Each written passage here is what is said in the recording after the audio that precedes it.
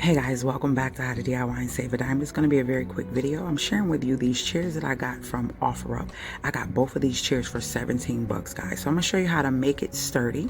I've been searching for the perfect pillows and I finally found them. So I got a piece of wood that I got cut to the size of the chair.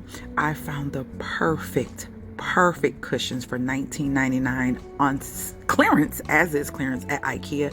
They are such quality. They have zip off cushion covers and everything. And I have a sweater cream off-white pillow, and then I have a gray pillow. They both are pillow covers. And then I'm going to throw this rustic throw with the actual tassels on it to give it more of a cozy vibe.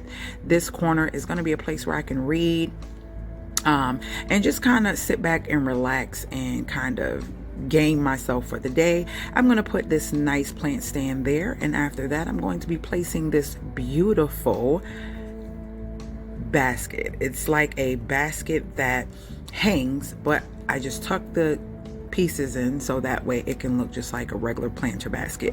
And then I'm going to put this beautiful greenery inside of it, and there you have it, a nice cozy corner. You don't really need a table because the arms of this chair are really big, so you can set a cup, a glass, your book, your phone, or whatever you're doing in that area.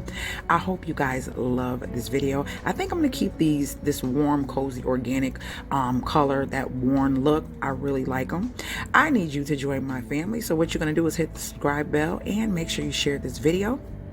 Make sure you hit that notification bell so you're notified every time I load a new video. And with that being said, any questions or comments, leave them below, and I will see you guys later.